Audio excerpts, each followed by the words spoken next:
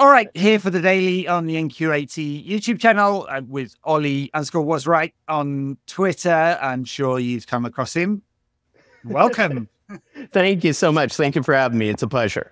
Resident mystery lawyer.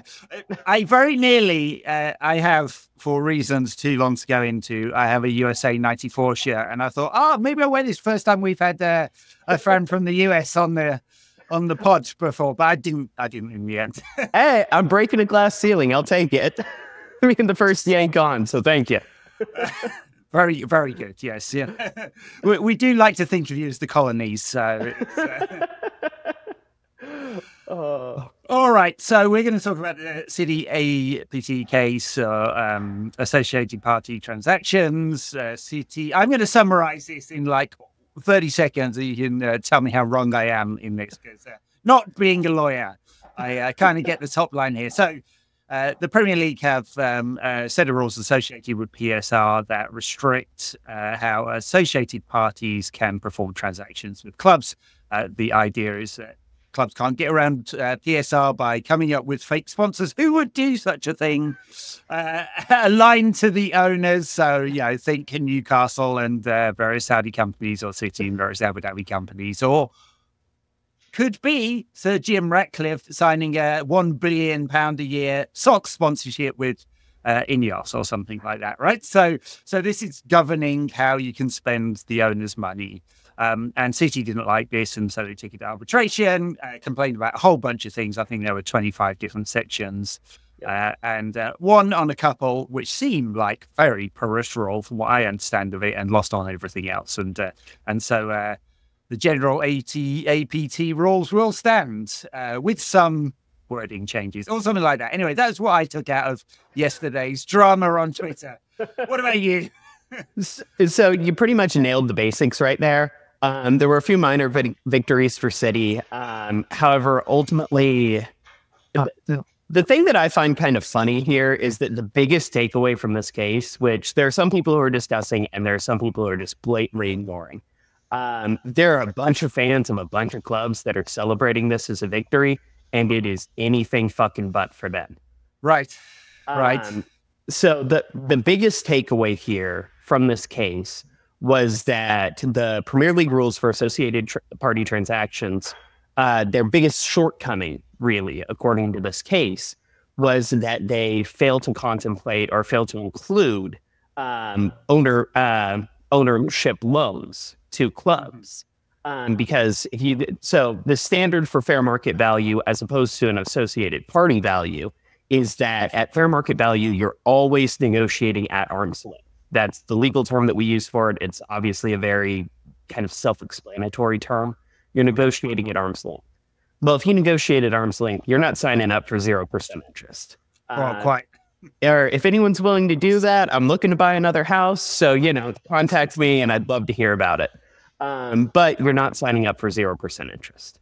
And so that was the biggest takeaway here, was that the Premier League's rules as they stood prior to yesterday were discriminatory in that essence, that they were discriminatory insofar as they gave special treatment. They allowed this one class of transaction, that being shareholder loans to the Premier League clubs, to not be at arm's length, to be very, very much close to the chest, and that could not coexist with the otherwise mostly okay regulatory basis of associated party transactions.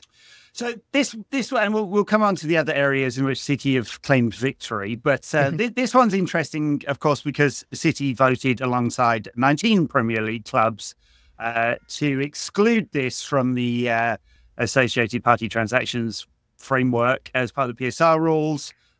I guess because at some point they were interested in loaning themselves money. Not really sure, but anyway, they, in their kind of nihilistic fashion here, well, they throw lawyers at everything. They've taken the Premier League on this one. The biggest impact, of course, as I understand it, tell me if you think it's different, is actually on a bunch of other clubs, right? So Everton, Brighton, Arsenal, a few of that got large loans through their owners. If you have a large loan through your owner, this could come back to hit you. To be honest, I don't think it will. And this is me somewhat pontificating here. So you have to take it with a grain of salt because I'm not in those boardrooms. My guess is going to be that the owners in those cases, they're just going to take them as equity. Just go ahead and convert it right now. Everton, there's certainly a good case for doing so. Right. I think that's the most glaring example, at least as far as Mashiri is concerned.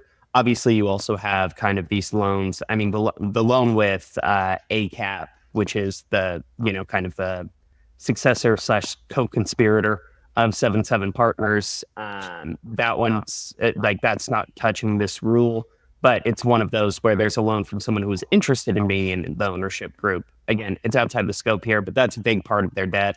I don't think Everton's going to get hit too hard with this. As things stand, Mashiri's loans to the club are currently credited as an equity anyways. So it's just going to be a conversion to a straight equity. You'll get rid of the currently existing loans, and most of those clubs will be okay. The question is, if you have an owner who's, for lack of a better phrase, selfish, who was wanting to get paid back that money, I think...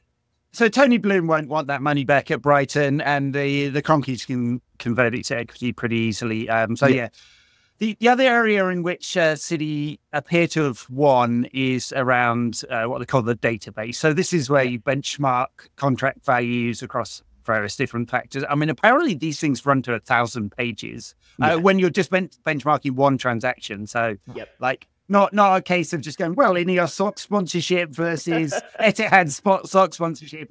There's some complexity around it, but they will now have, I presume, once they've rewritten rules, access to this database? Basically. So this is, I'm going to read from the case here real quick, just because I don't want to misstate anything, because there were about 50 different procedural fairness challenges. Not literally 50, I think there were like 13 procedural fairness challenges. So I'm going to just read from the case itself. This is from para 593, for anyone who's interested in double checking my work. Manchester City also challenges APT rules and the amended APT rules as being procedurally unfair in several respects. We hold that City's inability to comment upon the comparable transaction data relied upon by the Premier League before the Premier League determines whether a transaction is at fair market value is procedurally unfair. However, all other challenges fail. Yep. So what this means basically is for U.S., weirdly, this case has a lot in common with kind of U.S. constitutional law in terms of how it reads. Basically, this is what we would call a procedural due process question.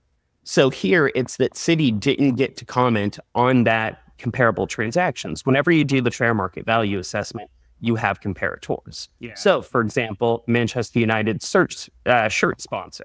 We're a similarly sized club to Liverpool. I refuse to say ever under any circumstances that we are comparably sized to City. I will fucking not do it. So we are comparable in size to Liverpool. Therefore, you would take our shirt sponsor and their shirt sponsor, put them together and say, okay, well, here's how they line up. They look pretty fair in these respects if you're doing a fair market value assessment. Yeah, and presuming similar contract lengths and similar terms and all of that kind of stuff, which is why it runs to so many. So City claimed as a result of this discrimination that their claim that they were blocked from doing deals with Etihad and the Abu Dhabi First Bank or First Abu Dhabi Bank. Both state-owned, and the Emirates Palace Hotel, which I don't know if I've been there, I've stayed there, and it's really gaudy. It's like if a Trump hotel fucked a Middle Eastern hotel and they came out with a hotel baby. Yeah, there's a lot of gold everywhere. So, do they have executions on the roof? Like, is it just that, like, can you actually get tickets to it? Can't comment on that one, but it's... Yeah, it's slightly odd. But anyway, another state-owned body. So there's these 3 sponsorships which they claimed had been blocked as a result of them not being able to access this database. And I guess they'll go and reevaluate them, and they may have some claim for compensation based on these deals not being done. To be honest, I find the likelihood of that fairly low. Primarily because in this case, the panel. The arbitration panel actually rejected a fair number of City's challenges. So, for example, timing. EAG, which is the Etihad Aviation Group, was, from the sounds of it, it would have been the most complex soccer, excuse me, the yank came out, would have been the most complex sponsorship agreement in English football history. Just based upon the way the description in the case was. There were over, just in terms of determining fair market value, there were over 1,000 pages exchanged going over several months. And City's claim for damages is based on that delay. One of the key lines from the case in this regard was the Premier League saying it's basically impossible to determine this, how much of the delay was.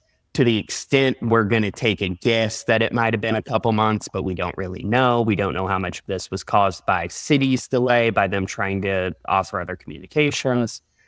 And to be honest, I think this is one of I'm kind of segueing here into something else, but I think one of the bigger takeaways from this case is that neither party came out looking good. Mm-hmm. The Premier League don't come out looking like the good guys when you read through this entire case. Mm-hmm. They come across as understaffed, incompetent, biting off more than they can chew. They do not look good in this.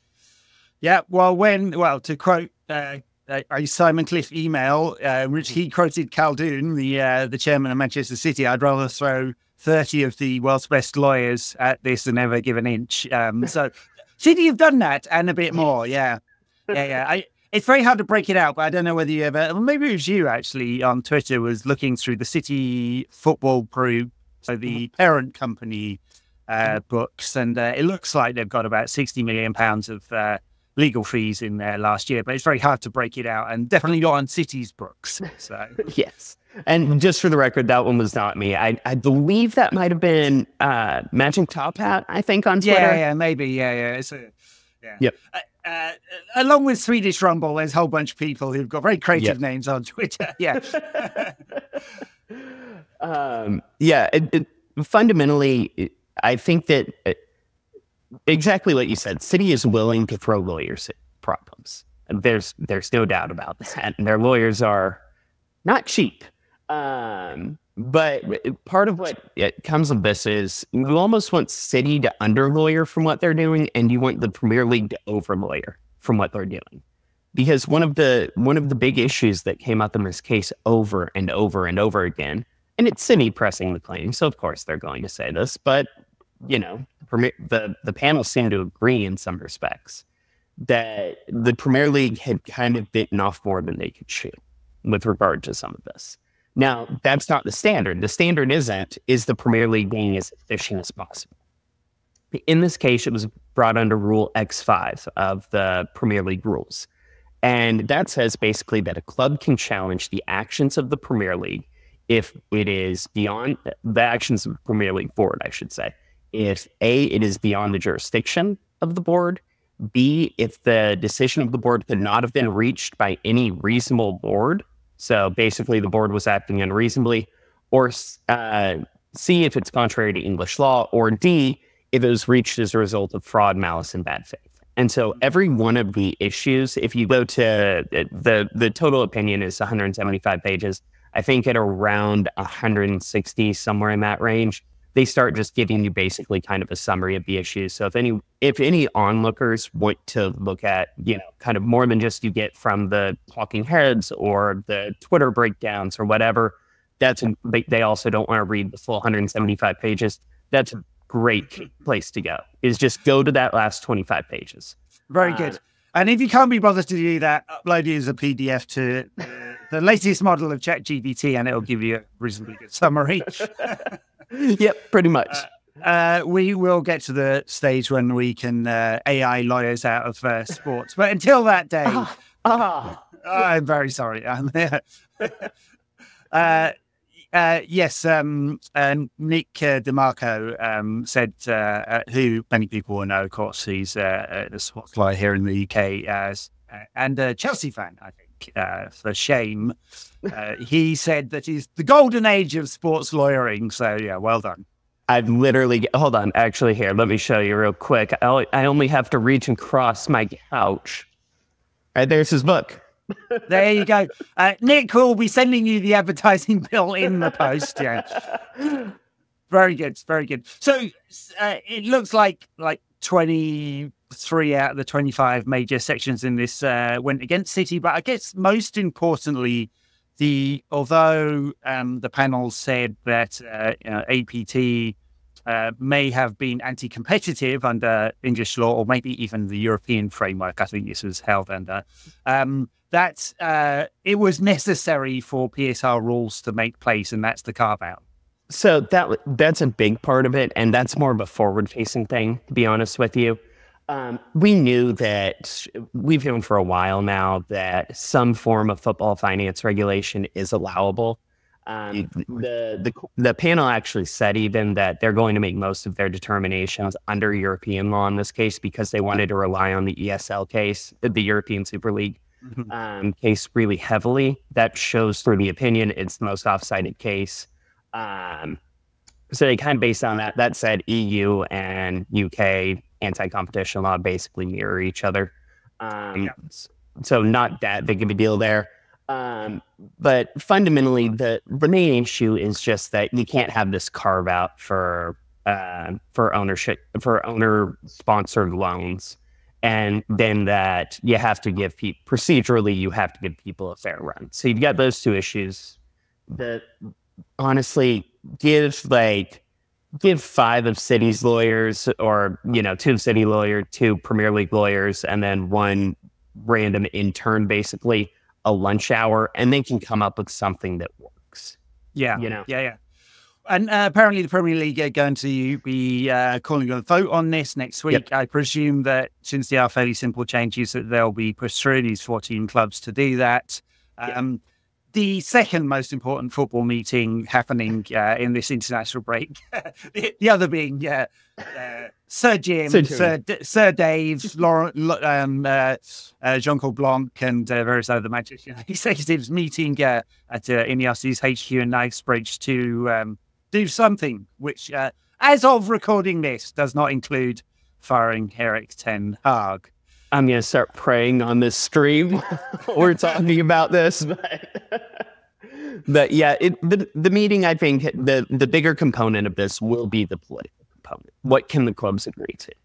Mm-hmm. And it wouldn't surprise me if there's a carve out that says like, hey, yes, you have a year or 2 to convert this to equity. Otherwise, this is going, interest is going to start being applied to, start being applied to these loans, and it'll affect you for SFP or PSR purposes. Right. And in the worst cases, it's like 15, 16, 17, 18 million pounds a year in interest. Of course, it won't impact United. £0, dollars, yens, euros in owner loans because, the Glazers haven't been very keen on that. So Jim, on the other hand, might have been keen. Yeah. There is an irony here, and that he might have been quite happy to loan the club a couple of billion once he's completed his takeover. Yeah. The good news here is it could force us into a position, because you could have had one where, Ineos or Sir Jam or, personally, or Trawlers or whatever would have been willing to loan the club at 0% interest. But now you basically force it to be converted into equity, which. Well, exactly. Yes. Yeah. I mean, we'll have a chat another time, hopefully, about the next machinations around the takeover. Which I guess the clock started ticking on that in November, and we got about between 18 months and 3 years, and stuff will start happening.